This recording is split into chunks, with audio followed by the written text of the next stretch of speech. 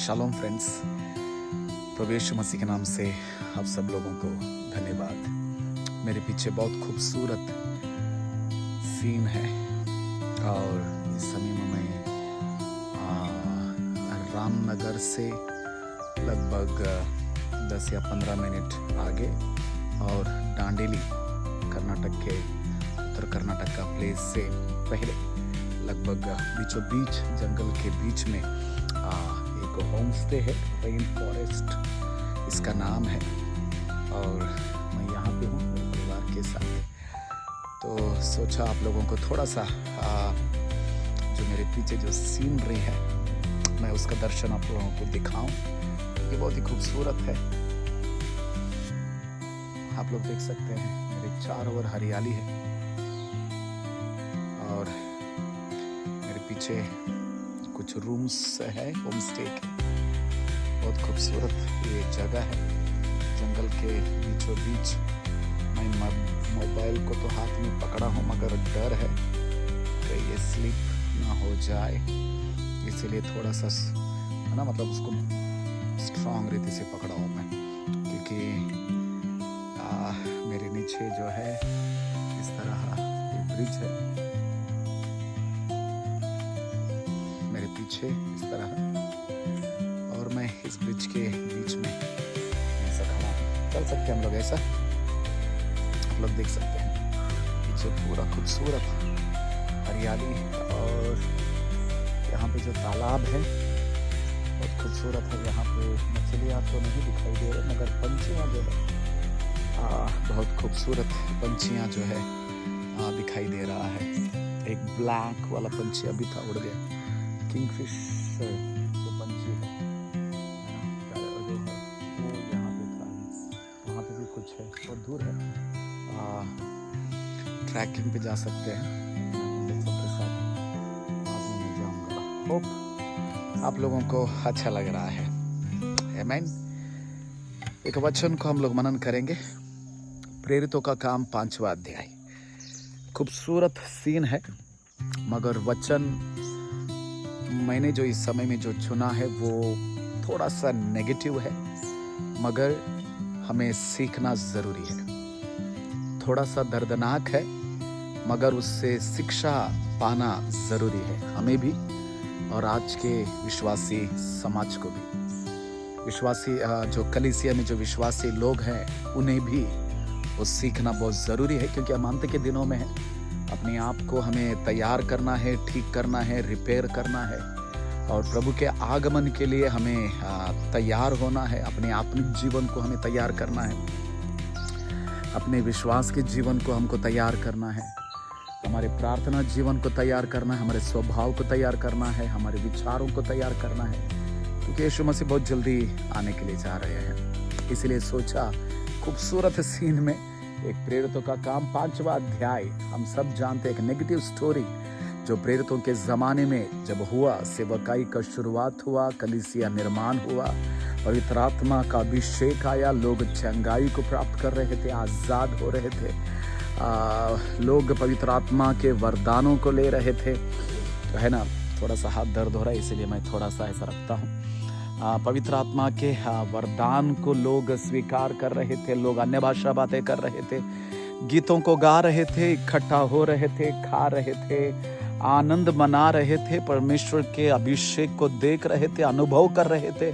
अभिषेक भी था, वरदान भी था, खाना भी था, संगति भी था, सब कुछ अच्छा हो रहा था, यहाँ तक कि यीशु मसीह के आगमन के लिए तैयार भी हो रहे थे।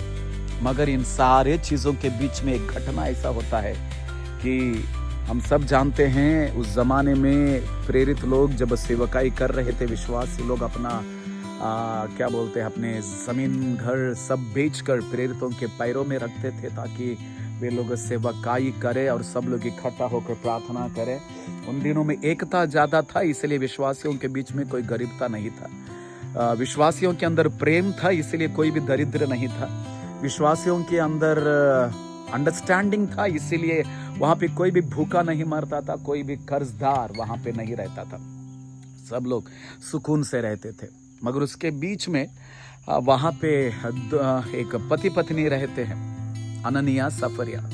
है ना, वे दो लोग ये निर्णय लेते हैं कि हम अपने जमीन को बेचेंगे और उस पैसे को जो है हम प्रेरितों के पैरों में रखेंगे, यानी परमेश्वर के उपस्थिति में, परमेश्वर के कलीसिया में, परमेश्वर के सन्निधान में हम समर्पण करेंगे, ताकि परमेश्वर का राज्य बढ़े और हम सुकून से, आनंद से, और हमारी जरूरतें परमेश्वर पूरा करेगा। ये निर्णय के साथ उन लोगों ने, ये सोच के साथ उन्होंने निर्णय तो लिया कि जमीन बेचकर उस एक धन को प्रेरितों के पैरों में, यानी परमेश्वर के कलीसिया की उपस्थिति में रखेंगे।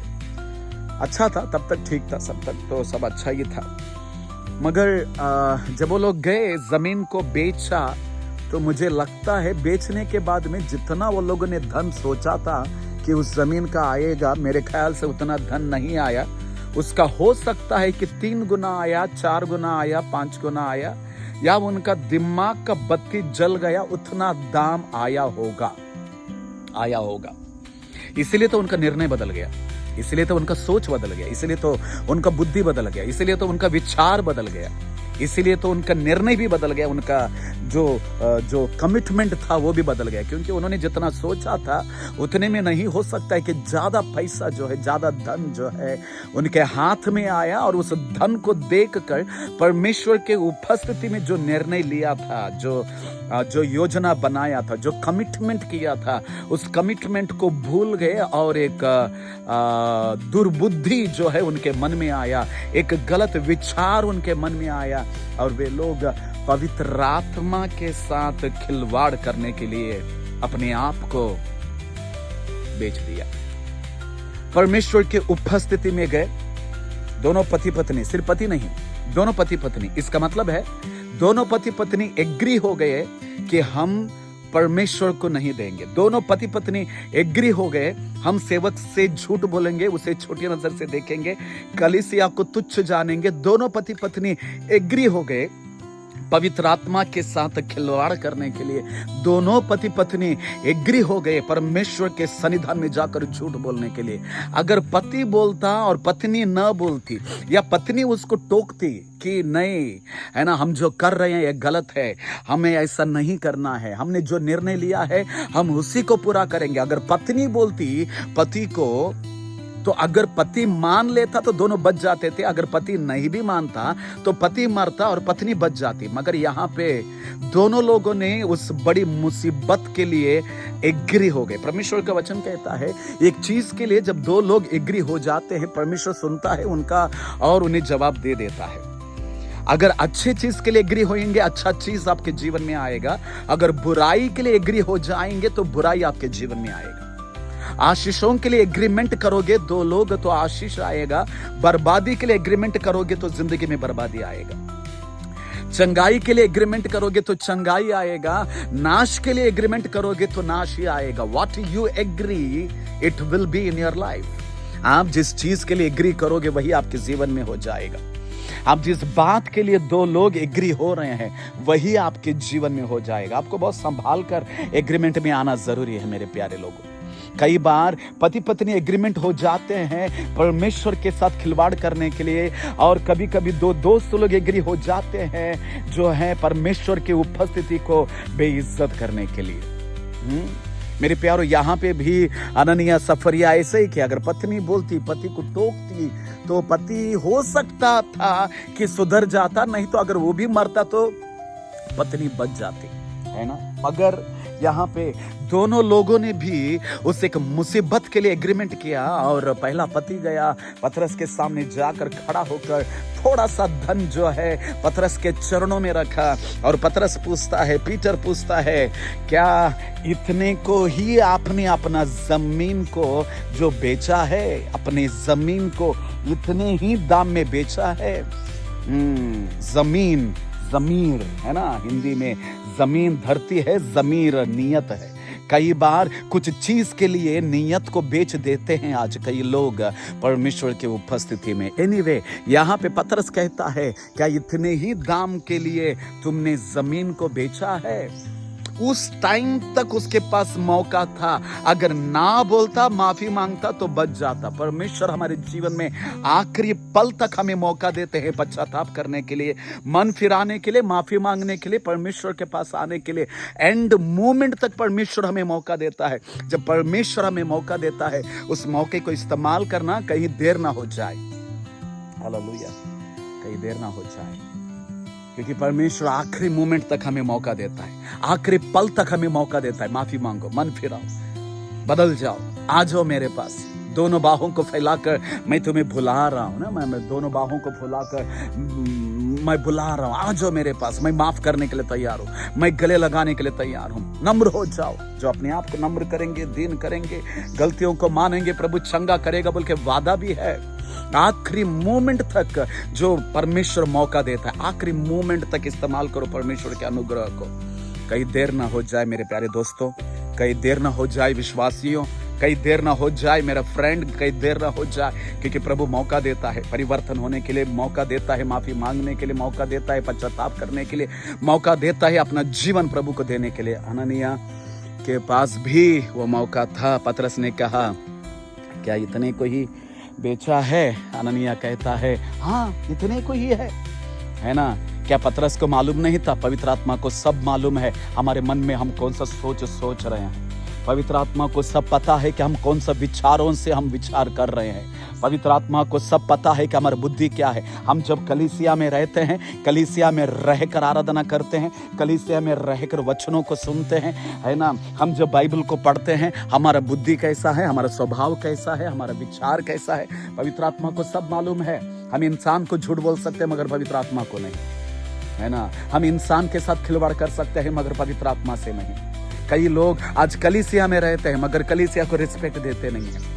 एक सेवक के नीचे रहते, एक सेवक के साथ रहते हैं, एक सेवक के द्वारा वचन को सुनते हैं, एक सेवक के द्वारा अपने जिंदगी को बांध लेते हैं, एक सेवक के द्वारा अपने आत्मिक जीवन में वचन को हर संडे लेते रहते हैं, मगर फिर भी उनका जीवन बदलता नहीं, उनका स्वभाव बदलता नहीं। आज कितने विश्वासियों को मैं देख रहा हूँ, कलीसिया में आते हैं, पास्टर का वचन को सुन रहे हैं, पास्टर संडे को जब पास्टर वचन बोल रहा है उस वचन को तो लेते हैं, मगर ना उस पासबान, ना उसके परिवार से ठीक रहते हैं, ना उसके कलीसिया से ठीक रहते हैं, ना उसके कलीसिया के लोगों से ठीक रहते हैं, ना परमेश्वर के साथ ठीक रहते हैं। कई लोग बोलते हैं हम परमेश्वर के साथ तो ठीक है ना, हम पास्टर के साथ ठीक नहीं रहने से चलेगा, हम कलीसिया के विश्वासियों के साथ ठीक नहीं रहने से चलेगा, हमारा रिश्ता परमेश्वर के साथ ठीक है। कैसा हो सकता है? दिखने वाले इंसान से प्यार नहीं कर पा रहा, ना दिखने वाले परमेश्वर से कैसे प्यार कर पाएगा? इन अंत के दिनों में आप जैसे जी रहे हैं, अगर आप ऐसे ही जीते रहोगे तो आशीष नहीं आएगा और प्रभु के आगमन में तो उठा लिया नहीं जाएगा। इन अंत के दिनों में हमारा स्वभाव बदलना जरूरी है। इन अंत जब पवित्र आत्मा का बारिश हो रहा है, जब पवित्र आत्मा का बारिश बाकी के विश्वासियों के ऊपर हो रहा है, मगर अननिया सफरिया जब अभिषेक है वहां पे मर रहे हैं। जब पवित्र आत्मा का वरदान बाकी के विश्वासियों के ऊपर आ रहा है, मगर अननिया सफरिया उसे पवित्र आत्मा की जगह में रहकर मर रहे हैं, जिंदगी मौत के घाट उतर रहे हैं, वरदानों से परे, आशीषों से परे और भविष्य से परे। जी हाँ, क्यों? क्योंकि पवित्र आत्मा को देखना, पवित्र आत्मा का अनुभव करना, अन्य भाषा से बातें करना काफी नहीं है, मगर हमें वचन के अनुसार जीना है, परमेश्वर के स्वभाव में जीना है। पवित्र आत्मा के सामने हमें नम्रता के साथ, दीनता के साथ, पश्चाताप के साथ, हमें अच्छे मन के साथ, पवित्रता के साथ जीना है जरूर। हालेलुया, हमें ऐसा जीना जरूरी है। आमीन। अननिया को पतरस कहता है, क्या इतने में बेचा? वो कहता है, हाँ इतने में बेचा। पतरस कहता है, पवित्र आत्मा को क्यों झूठ बोल रहा है भाई? पवित्र आत्मा को क्यों झूठ बोल रहा है? हालेलुया। क्या तुझे पता नहीं जिस जगह में तू खड़ा है वो पवित्र आत्मा का है? संडे संडे जो प्रेयर में आ रहा है वो कलीसिया पवित्र आत्मा का है। जो पास्टर से वचन को सुन रहा है वो पवित्र आत्मा के ओर से आ रहा है। जिस संडे तेरा पैर रख रहा है कलीसिया में, जिन विश्वासियों से तू मुलाकात कर रहा है, वो पवित्र आत्मा का जगह है। वहां पे रहकर पॉलिटिक्स खेलना बंद कर दे। परमेश्वर के सन्निधान में रहकर राजनीति खेलना बंद करो। आज कई विश्वासी लोग कलीसिया में हैं मगर राजनीति करते हैं, है ना। People are playing politics. Being in the presence of the Holy Spirit, you cannot play the politics. आप परमेश्वर के सन्निधान में रहकर पॉलिटिक्स नहीं कर सकते। आप परमेश्वर की उपस्थिति में रहकर राजनीति नहीं कर सकते। सेवक लोगों के साथ खिलवाड़ नहीं कर सकते। कलीसिया के विश्वासियों के साथ पक्षपात नहीं कर सकते। परमेश्वर को ऐसा स्वभाव पसंद नहीं है। हालेलुया। हननिया सफर गया, हालेलुया। हननिया को पतरस कहता है, भाई तो पवित्र आत्मा से क्यों झूठ बोल रहा है? तुझे लगता है कि तू मुझसे झूठ बोल रहा है, मगर तू मुझसे नहीं पवित्र आत्मा से झूठ बोल रहा है। इसमें गहरी बात है। कई बार हम अभिषेक से भरे हुए लोगों को तुच्छ जानते हैं, ये सोच कर कि मैं इंसान को छोटी नजर से देख रहा हूं, मगर तू इंसान को छोटी नजर से नहीं देख रहा है, तू पवित्र आत्मा को छोटी नजर से देख रहा है। अगर जिस व्यक्ति के अंदर पवित्र आत्मा है और तू उसे झूठ बोल रहा है, तो उस व्यक्ति के साथ नहीं, मगर तू पवित्र आत्मा से झूठ बोल रहा है। अगर किसी को दुख देता है जिसके अंदर पवित्र आत्मा है, तो उस व्यक्ति को नहीं, मगर उस पवित्र आत्मा को जो उसके अंदर है। आप जब किसी के साथ झूठ बोलते हो, आप जब किसी को दुख देते हो, आप जब किसी को रुलाते हो, आप जब किसी के विरोध बात करते हो पीठ पीछे या चेहरे के सामने, अगर उसके अंदर पवित्र आत्मा है तो उस व्यक्ति के साथ नहीं, मगर पवित्र आत्मा के साथ खिलवाड़ कर रहा है। यीशु ने कहा, ओ पवित्र आत्मा को अगर दुख देगा तो इस धरती के पर स्वर्ग में भी माफी नहीं है। कितना डेंजर है ना, हालेलुया। पवित्र आत्मा को क्यों झूठ बोल रहा है? क्योंकि पतरस नहीं है उधर, पवित्र आत्मा पतरस के अंदर है। अननिया सोचा कि पतरस के साथ मैं झूठ बोल रहा हूँ, पतरस से मैं झूठ बोल रहा हूँ, मगर उसको मालूम नहीं था पतरस के अंदर अभिषेक है, पतरस के अंदर पवित्र आत्मा है, जिस जगह में खड़ा है वो पवित्र आत्मा है। जब पतरस ने ऐसा बोला, उसी समय सांस निकल गया, उसी समय अननिया मर गया। मेरे प्यारे, हो सकता है कि आज लोग शारीरिक रीति से नहीं मर रहे हैं, ऐसा बर्ताव करके, ऐसा बुद्धि को इस्तेमाल करके, ऐसा विचार रहकर, ऐसे बातें करके शारीरिक रीति से हो सकता है कि नहीं मर रहे हैं, मगर आत्मिक रीति से तो मर रहे हैं। परमेश्वर की उपस्थिति में अभिषेक को तो खो रहे हैं, वरदानों को तो खो रहे हैं। हालेलुया। साउल के अंदर पवित्र आत्मा निकलकर दुष्ट आत्मा आया। आज क्या गारंटी, जो लोग अपने आप को ये कह रहे हैं मेरे अंदर पवित्र आत्मा है, अन्य भाषा बातें कर रहा हूं, मेरे अंदर प्रभु की उपस्थिति, क्या गारंटी वो पवित्र आत्मा है कि प्रेत आत्मा है? क्या गारंटी है? हालेलुया। गारंटी होना जरूरी है ना, बहुत जरूरी है। उसके बाद में हननिया आई, सफरिया आया। सफरिया आके कहे, सफरिया को सेम क्वेश्चन आया ना, उसको भी एक मौका था। सफरिया, हाँ मतलब इतने को बेचा, हाँ उतने को बेचा, एग्री किया उसने, है ना, एग्रीमेंट में डाल दिया। मतलब पति के झूठ में एग्री हो गई, पति के फरेब में एग्री हो गई, पति के लालच में एग्री हो गई, पति के दुर्बुद्धि में एग्री हो गई, पति के नाश में, श्राप में एग्री हो गए। आप चाहे आपका पति, आपके बच्चे, आपका पड़ोसी, आपके रिश्तेदार, कोई भी हो, अगर सामने वाला गलत है, सामने वाले के ऊपर श्राप है, अगर आप उसके साथ एग्री होंगे, उसका श्राप आपके ऊपर आएगा, उसका मुसीबत आपके ऊपर आएगा, उसकी पनौती आपके ऊपर आएगा, उसका नाश जो है वो तेरे ऊपर आएगा, क्योंकि तू उसके साथ एग्री कर रहा है। इसलिए पवित्र आत्मा के साथ एग्रीमेंट में आ जाओ, अभिषेक के साथ एग्रीमेंट में आ जाओ, वचन में एग्रीमेंट आ जाओ, प्रेम में एग्रीमेंट आ जाओ, नम्रता में एग्रीमेंट आ जाओ, दीनता में एग्रीमेंट आ जाओ, आशीषों में एग्रीमेंट आ जाओ, वचन में एग्रीमेंट आ जाओ, अभिषेक में एग्रीमेंट आ जाओ, ताकि वो आशीषें आपके ऊपर रहे। सफीरा ऐसा नहीं किया, पति के साथ एग्रीमेंट कर लिया उसने। उसी समय उसने भी जान छोड़ दिया, मर गई। लोग आए, उसको भी गाड़ दिया। गाड़ने वाले तो तैयारी थे, उनको तो बोलने की भी जरूरत नहीं था, वो लोग तो दौड़ कर आ गए। हम जब गलत करते हैं भाई, गाड़ने वाले तो उधर ही रहेंगे, ज्यादा देर नहीं लगेगा उनको गाड़ने के लिए। इसीलिए गाड़ने वाले को मौका मत देना कि वो हमें गाड़े, वो तुम्हें गाड़े। हालेलुया। गाड़ने वाले को इतना जल्दी से मौका मत देना कि जल्दी जल्दी आकर वो गाड़े। इससे अच्छा जीवन बदले, मन बदले, स्वभाव बदले, बुद्धि बदले, जुबान बदले, सोच बदले, एक नम्रता, एक दीनता, प्रेम का। गाड़ने वाले उधर ही थे, जल्दी जल्दी आ गए और हननिया सफरिया को गाड़ कर चले गए, है ना। गाड़ने वाले देर नहीं करेंगे गाड़ने के लिए, इसीलिए गाड़ने वालों को मौका मत देना गाड़ने के लिए। इससे अच्छा परमेश्वर की उपस्थिति में जब रहने के लिए मौका मिल रहा है, रहो, नम्रता के साथ रहो, दीनता के साथ रहो, प्यार से रहो, वचन में परिपक्व बने रहो, एक दूसरे को माफ करो, तुम भी माफी मांगो, है ना। सबके साथ मेल मिलाप में रहो, क्योंकि धन्य है वे लोग जो मेल मिलाप करते हैं, वो परमेश्वर के पुत्र कहलाएंगे। गाड़ने वाले तो उधर ही है, आने मत देना। अगर हम नहीं बदलेंगे, गाड़ने वाला तो जल्दी आ जाएगा। God bless.